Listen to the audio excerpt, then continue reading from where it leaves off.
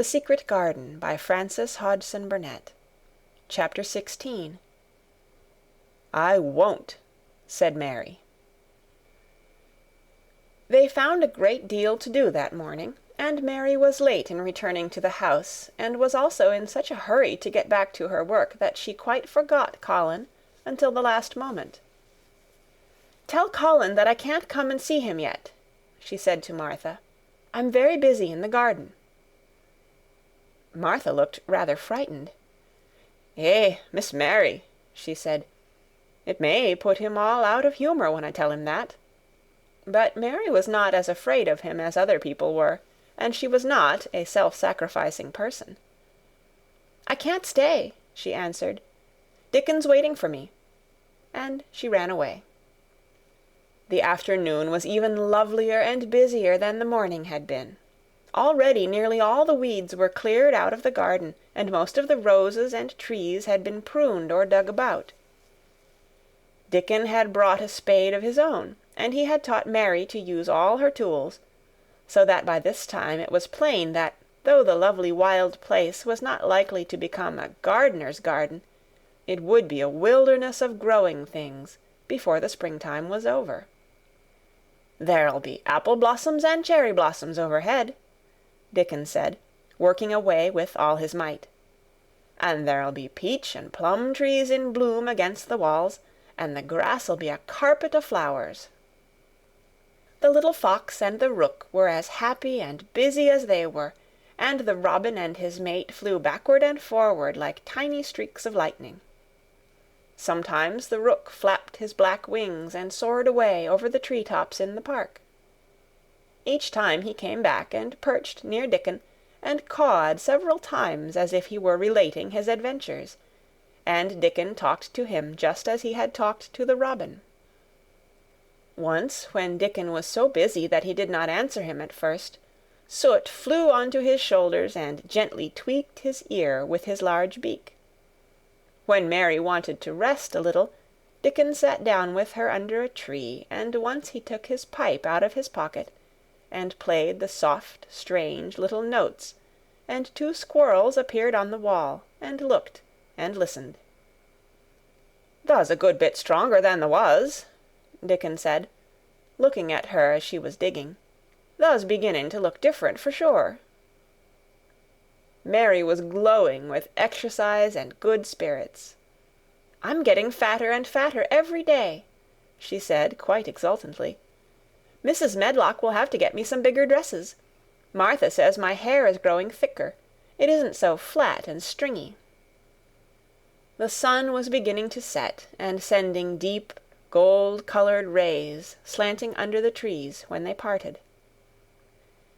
"It'll be fine tomorrow," said Dickon. "I'll be at work by sunrise." "So will I," said Mary. She ran back to the house as quickly as her feet would carry her. She wanted to tell Colin about Dickon's fox cub and the rook, and about what the springtime had been doing. She felt sure he would like to hear. So it was not very pleasant when she opened the door of her room to see Martha standing waiting for her with a doleful face. "What is the matter?" she asked. "What did Colin say when you told him I couldn't come?" Said Martha, "I wish tha'd gone. He was nigh going into one o' his tantrums. There's been a nice to-do all afternoon to keep him quiet. He would watch the clock all the time." Mary's lips pinched themselves together. She was no more used to considering other people than Colin was, and she saw no reason why an ill-tempered boy should interfere with the thing she liked best. She knew nothing about the pitifulness of people who had been ill and nervous, and who did not know that they could control their tempers, and need not make other people ill and nervous too. When she had had a headache in India, she had done her best to see that everybody else also had a headache or something quite as bad. And she felt she was quite right. But of course now she felt that Colin was quite wrong. He was not on his sofa when she went into his room. He was lying flat on his back in bed, and he did not turn his head toward her as she came in. This was a bad beginning, and Mary marched up to him with her stiff manner. "Why didn't you get up?" she said. "I did get up this morning when I thought you were coming," he answered, without looking at her. "I made them put me back in bed this afternoon. My back ached, and my head ached, and I was tired. Why didn't you come?" "I was working in the garden with Dickon," said Mary. Colin frowned, and condescended to look at her. "I won't let that boy come here if you go and stay with him instead of coming to talk to me," he said. Mary flew into a fine passion. She could fly into a passion without making a noise. She just grew sour and obstinate, and did not care what happened. "If you send Dickon away, I'll never come into this room again," she retorted. "You'll have to if I want you," said Colin. "I won't," said Mary. "I'll make you," said Colin. "They shall drag you in." "Shall they, Mr. Rajah?" said Mary fiercely. "They may drag me in, but they can't make me talk when they get me here. I'll sit and clench my teeth and never tell you one thing. I won't even look at you. I'll stare at the floor." They were a nice, agreeable pair as they glared at each other. If they had been two little street boys, they would have sprung at each other and had a rough-and-tumble fight. As it was, they did the next thing to it. "You are a selfish thing!" cried Colin. "What are you?" said Mary. "Selfish people always say that. Anyone is selfish who doesn't do what they want. You're more selfish than I am. You're the most selfish boy I ever saw." "I'm not," snapped Colin. "I'm not as selfish as your fine Dickon is. He keeps you playing in the dirt when he knows I'm all by myself. He's selfish, if you like." Mary's eyes flashed fire. "He's nicer than any other boy that ever lived," she said. He's like an angel." It might sound rather silly to say that, but she didn't care. "A nice angel!" Colin sneered ferociously. "He's a common cottage boy off the moor." "He's better than a common Rajah," retorted Mary. "He's 1,000 times better." Because she was the stronger of the two, she was beginning to get the better of him. The truth was that he had never had a fight with anyone like himself in his life, and upon the whole it was rather good for him, though neither he nor Mary knew anything about that. He turned his head on his pillow and shut his eyes, and a big tear was squeezed out and ran down his cheek. He was beginning to feel pathetic and sorry for himself, not for anyone else. "I'm not as selfish as you, because I'm always ill, and I'm sure there is a lump coming on my back," he said. "And I am going to die besides." "You're not," contradicted Mary unsympathetically. He opened his eyes wide with indignation. He had never heard such a thing said before. He was at once furious and slightly pleased, if a person could be both at one time. "I'm not?" he cried. "I am. You know I am. Everybody says so." "I don't believe it," said Mary sourly. "You just say that to make people sorry. I believe you're proud of it. I don't believe it. If you were a nice boy, it might be true, but you're too nasty." In spite of his invalid back, Colin sat up in bed quite in a healthy rage. "Get out of the room!" he shouted, and he caught hold of his pillow and threw it at her.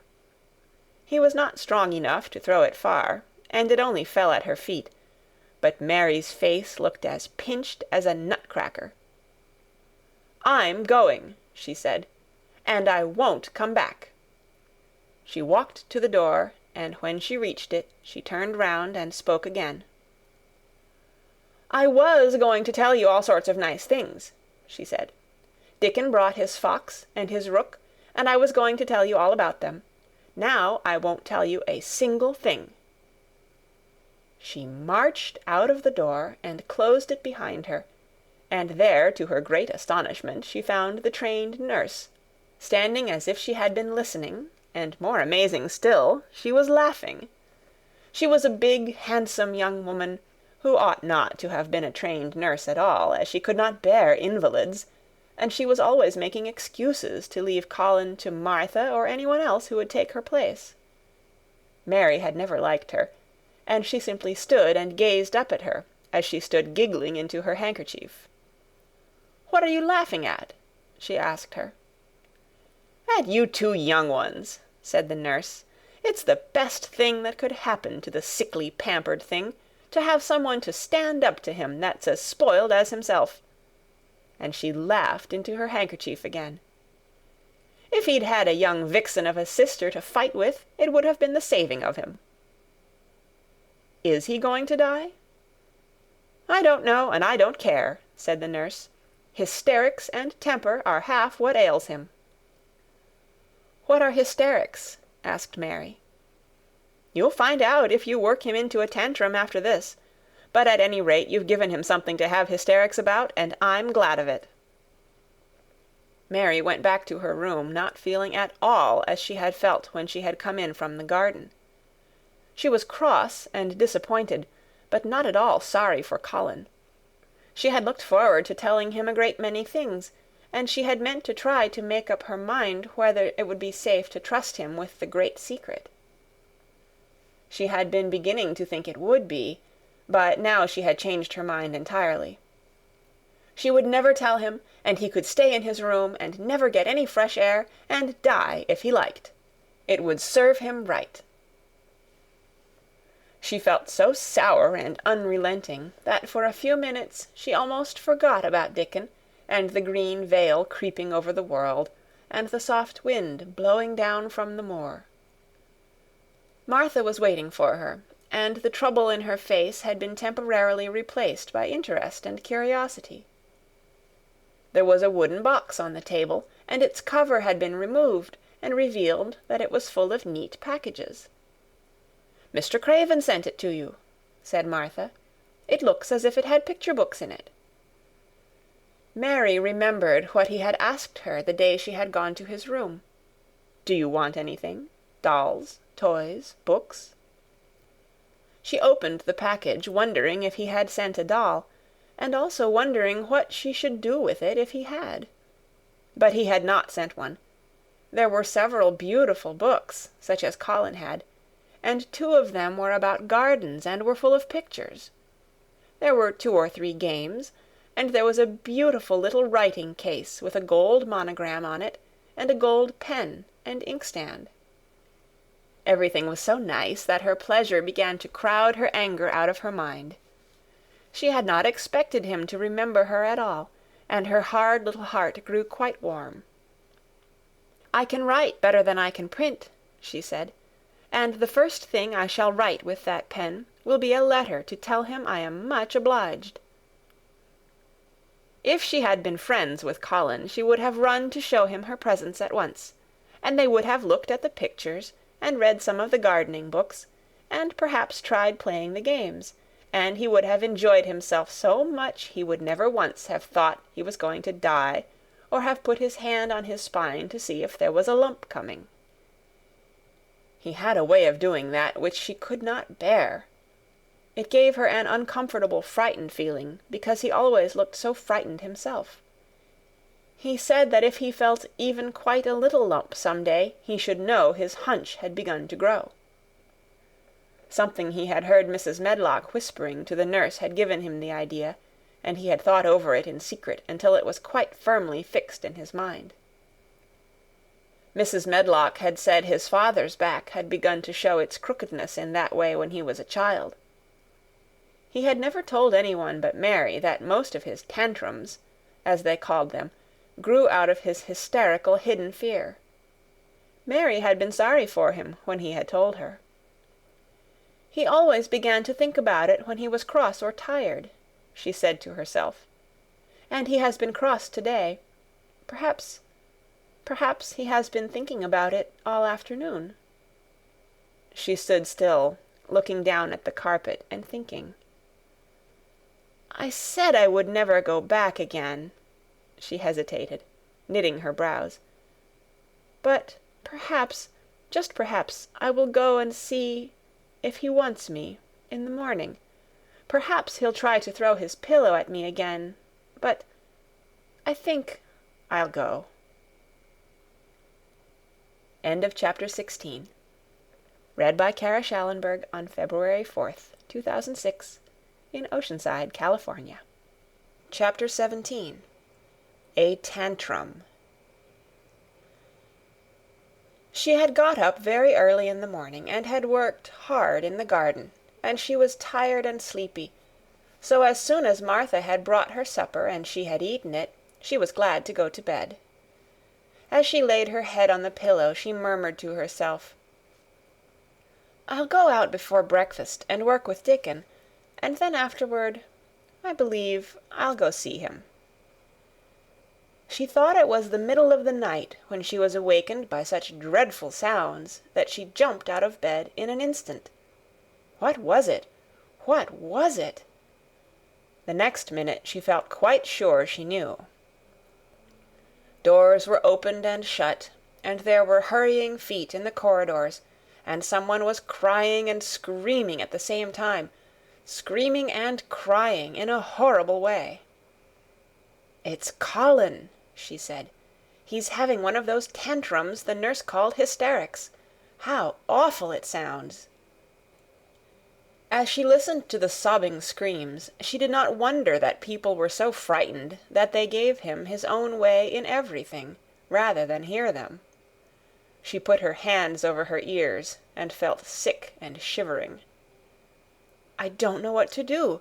I don't know what to do," she kept saying. "I can't bear it." Once she wondered if he would stop if she dared to go to him, and then she remembered how he had driven her out of the room, and thought that perhaps the sight of her might make him worse. Even when she pressed her hands more tightly over her ears, she could not keep the awful sounds out. She hated them so and was so terrified by them that suddenly they began to make her angry, and she felt as if she should like to fly into a tantrum herself and frighten him as he was frightening her. She was not used to anyone's tempers but her own. She took her hands from her ears and sprang up and stamped her foot. "He ought to be stopped. Somebody ought to make him stop. Somebody ought to beat him," she cried out. Just then she heard feet almost running down the corridor, and her door opened, and the nurse came in.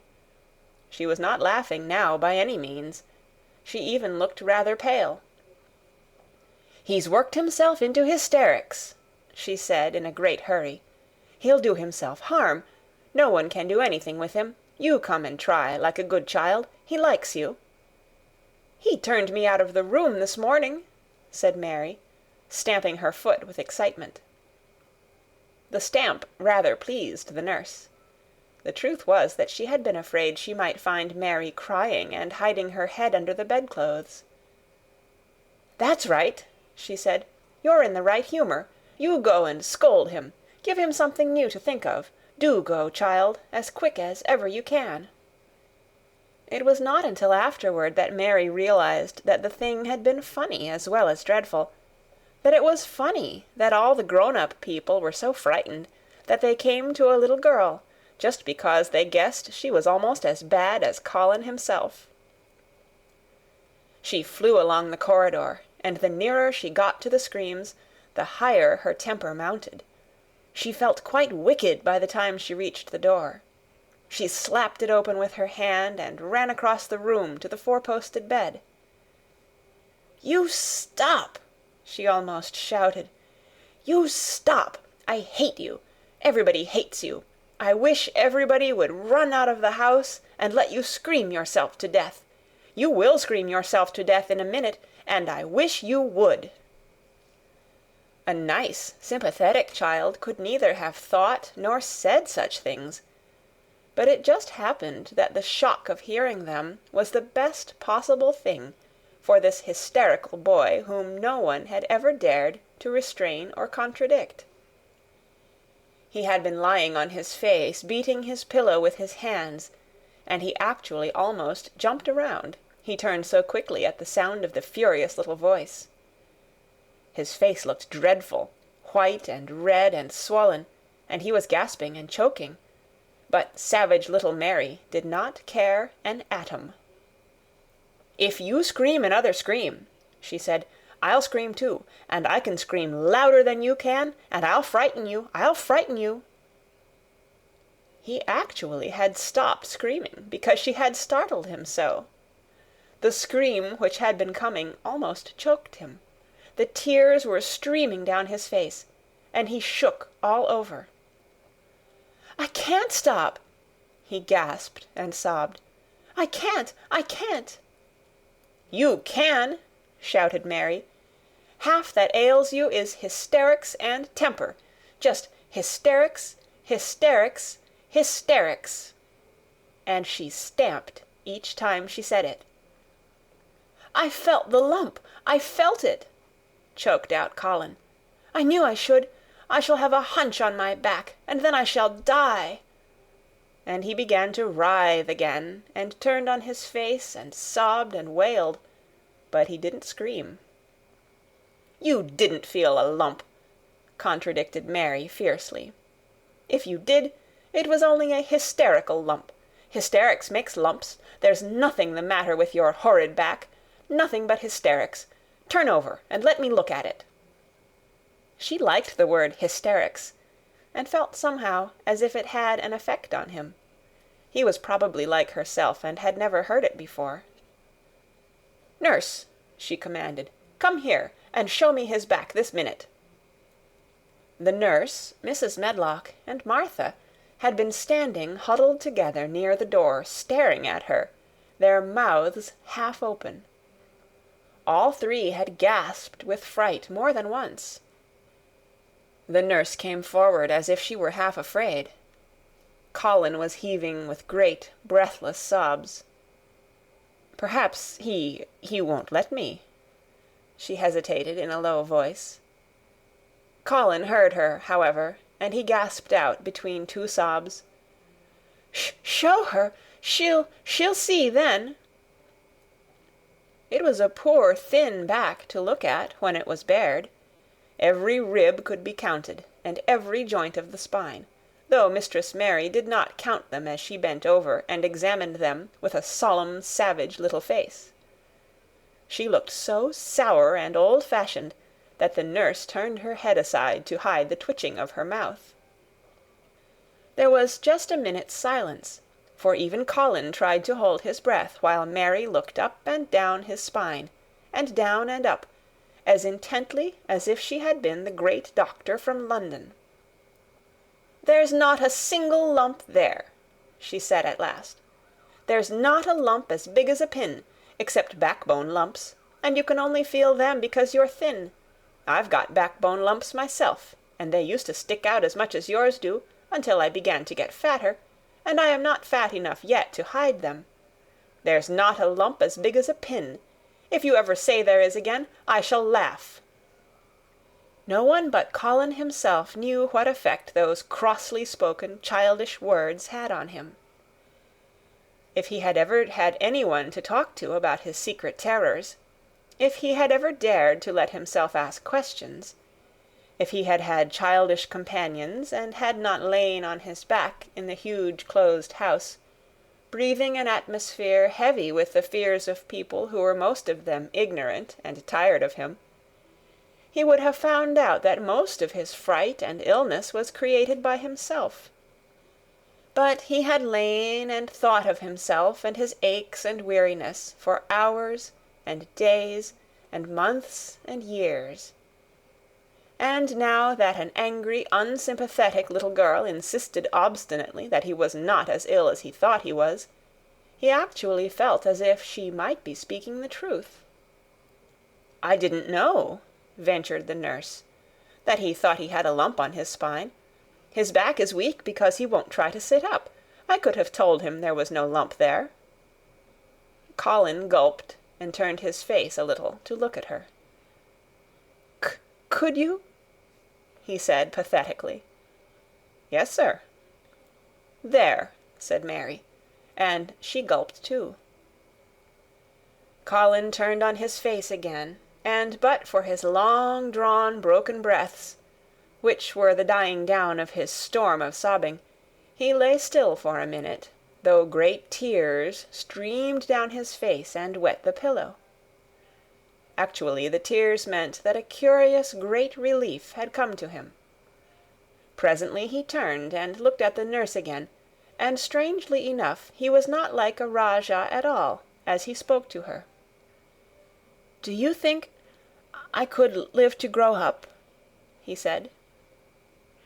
The nurse was neither clever nor soft-hearted, but she could repeat some of the London doctor's words. "You probably will if you will do what you are told to do, and not give way to your temper, and stay out a great deal in the fresh air."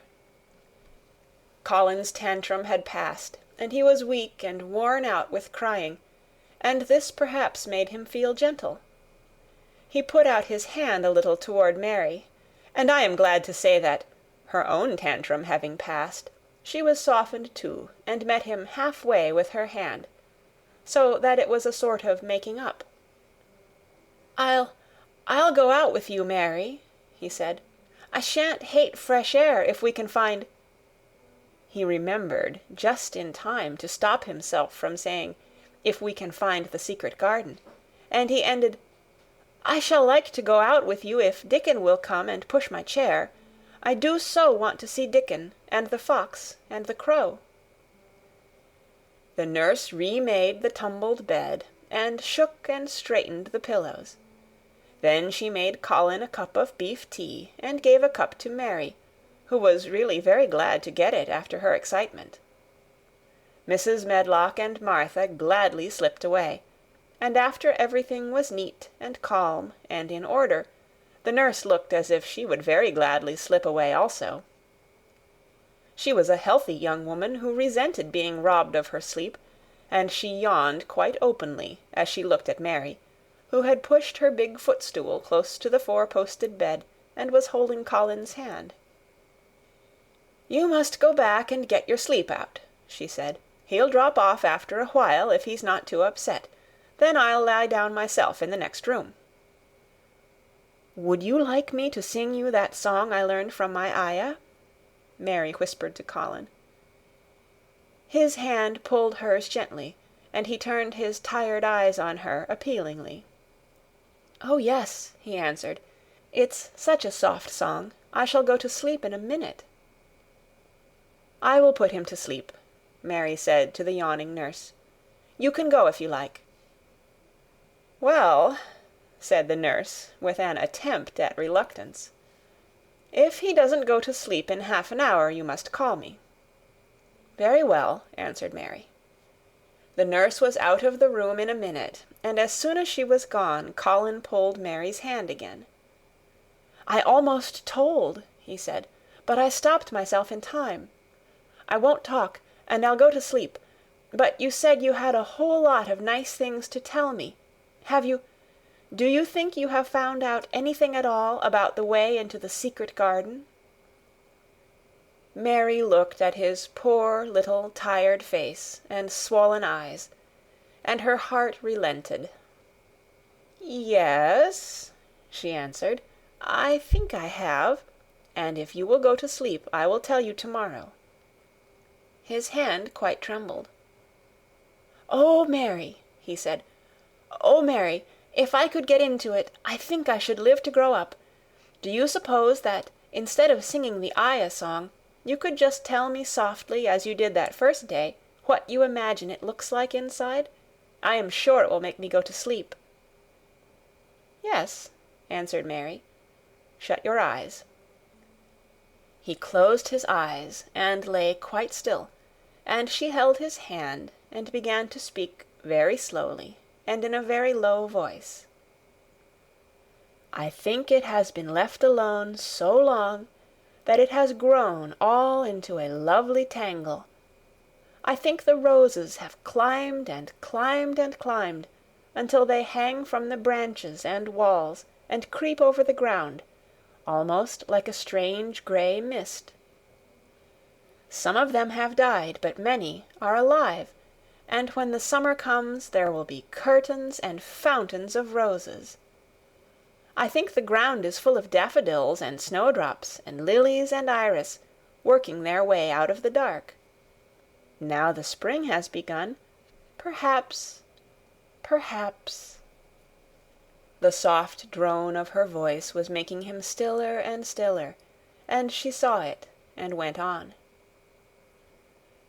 Perhaps they are coming up through the grass. Perhaps there are clusters of purple crocuses and gold ones even now. Perhaps the leaves are beginning to break out and uncurl, and perhaps the gray is changing, and a green gauze veil is creeping and creeping over everything, and the birds are coming to look at it because it is so safe and still, and perhaps,